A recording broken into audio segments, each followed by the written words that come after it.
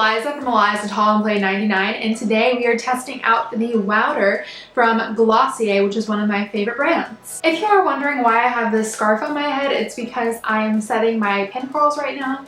I like to keep my pin curls up with a scarf. It just keeps the bobby pins from not flying all over the place. I will actually be having a video up on how I style my hair soon if it's not up already. I have the product pulled up on my phone over here and I'm going to read a little bit about it. There's Wowder plus the Wowder brush. They do sell the brush with it. It comes in 3 shades, which is pretty good for a setting powder. A lot of companies only come out with 1 shade, and that 1 shade tends to be for people of my complexion, for people who look like marshmallows, and that is just...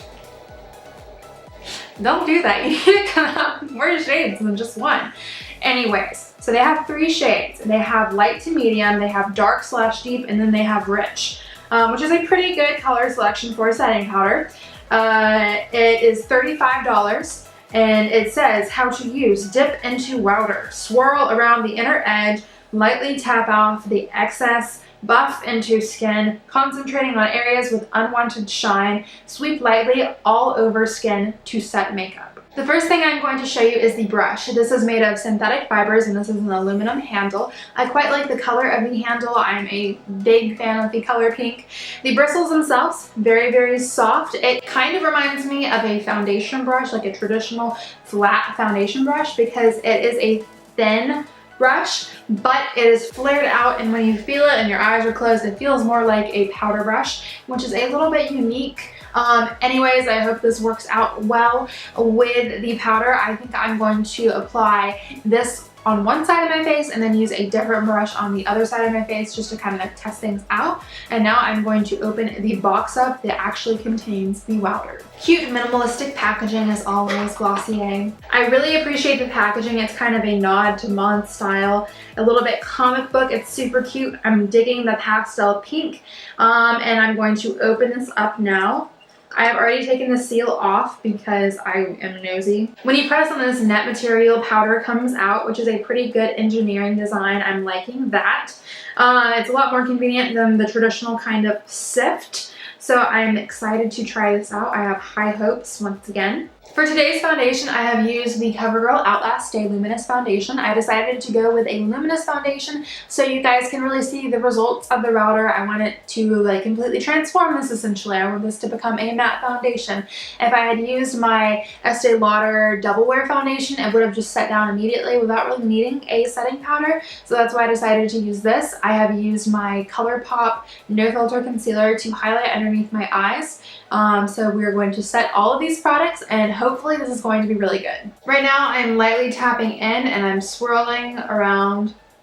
Now I'm going to tap to get off the excess. Ooh, this is finely milled. Not a lot of it comes off when you tap it. It's said to use swirling buffing motions, which is not a motion I'm used to using when I apply a setting powder. I usually go for my RCMA powder, which I just kind of stamp onto my face and later brush off.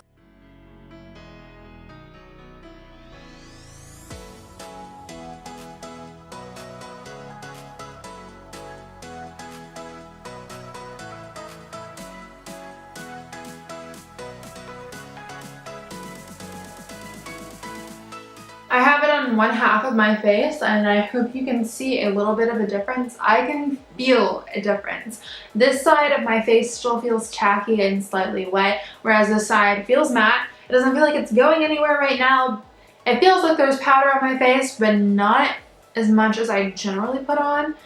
Once again, I use my RCMA powder, and this does not feel that heavy. Can we see a difference? Does one side look shinier than the other? My camera just died, which I absolutely hate, but it did give me a chance to go to the bathroom and see what this half of my face looks like when I am not under this fantastic ring light. So I liked it a lot better in there. I could definitely tell a difference between this side and this side. This side is definitely a lot more matte, but it's not super, super matte, which is something I do like. So maybe this is starting to grow on me. I'm going to apply the powder on the other half of my face using this brush, which is a Real Techniques brush.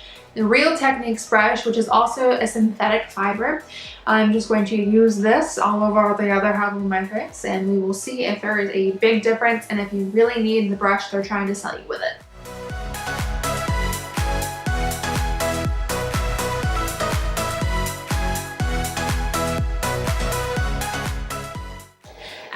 applying the product with the Real Technique sponge, I really just can't tell the difference between how it applied. I think you really just need a synthetic brush of some sort.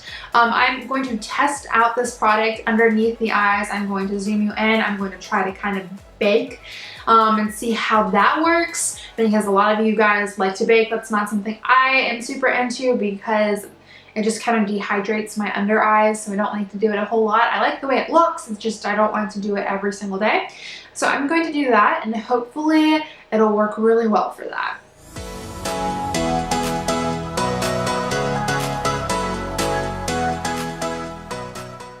Okay, I can already tell this is not going to be a good product for me to bake with because it is not light enough. It is making my under eyes look darker than they were when I put the concealer on. So I don't think this is a good product for someone with my complexion to bake with.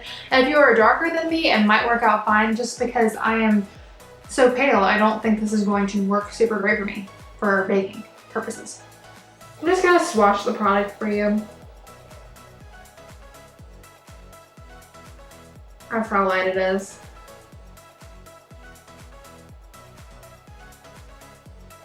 It blends out quite easily. Feels super, super soft to the touch. Okay, I'm going to go apply the rest of my makeup and I will be right back. I have finished applying all of my makeup and honestly, I'm not super, super impressed. Don't get me wrong, I love Glossier. I use their face wash religiously and I think this is good. But I don't think it's good as my usual setting powder, at least not for someone who is as pale as me. This product really just isn't for my complexion. It's too dark for underneath my eyes, so if you are as light as me out there, I recommend the RCMA setting powder. However, if you have a darker complexion than me, by all means go ahead and get this. I think this is a good product. I love that it's finely milled. I like the actual application of it. I think that the design of the packaging is super cool. I think it's a good product. It just did not work for me personally. Plus I have dry skin and I don't set my makeup every day because if I did, I would look like a cakey mess if I was using a matte foundation. So I just don't set my foundation every day. So it's just not a product for me. But for someone who has oily skin or is on the oily side, and if you're a darker complexion than me, I think this would be a great product for you. It just isn't for me. That's it for this video. I hope you guys enjoyed it and that you learned a little something along the way. Please give this video a thumbs up if you enjoyed it, as well as leaving a comment down below on your thoughts and opinions about this product. And do not forget to subscribe on your way out if you are not subscribed already. I would love to have you join this little family, and I will see you all later. Bye.